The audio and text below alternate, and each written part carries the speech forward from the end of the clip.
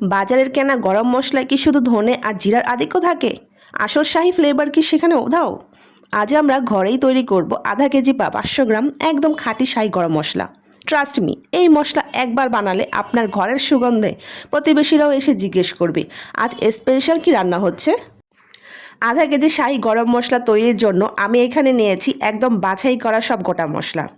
তার সাথে আছে 3টা জয়ফল, যেগুলোকে খোসা ফাটিয়ে শুধু ফলটুকু ভেঙে সব মশলার সাথে দিয়ে দিব। এখন মশলাগুলো ভাজার জন্য চুলায় একটা বড় সাইজের পাত্র নিয়ে পাত্রটাকে 5 মিনিট গরম করে নেব। তারপর চুলার আঁচ কমিয়ে এর মধ্যে প্রথমে দিয়ে দেব টুকরো করা দারুচিনি 100 গ্রাম, 12টি তেজপাতা চিড়ে দিয়ে দিচ্ছি। এখন দিচ্ছি ছোট সবুজ এলাচ 150 গ্রাম, বড় কালো এলাচ দিচ্ছি 40 গ্রাম।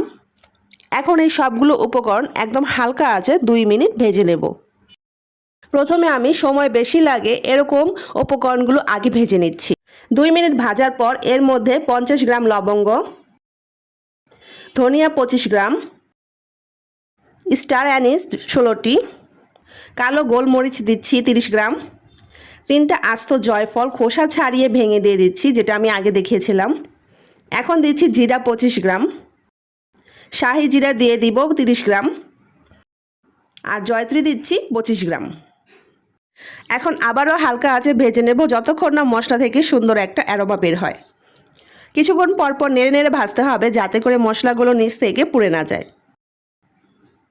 মশলাগুলো ভাজা হয়ে গেছে, এখন চুলাটা অফ করে অপেক্ষা করব মশলাগুলো যাতে হালকা ঠান্ডা হয়ে যায়।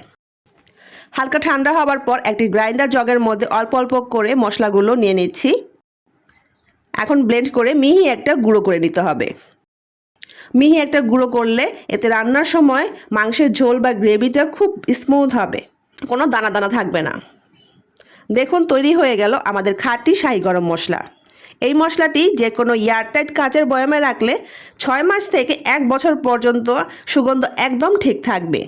বিরিয়ানি, রোস্ট বা যে কোনো মাংসের রান্নায় অল্প একটু দিলেই কিন্তু পুরো বাড়ি সুগন্ধে ভরে উঠবে।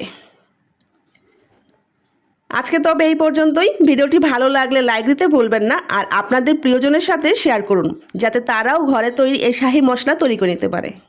আর এই মশলা দিয়ে রান্নার পর স্বাদ কেমন হলো তা অবশ্যই কমেন্টে জানাবেন।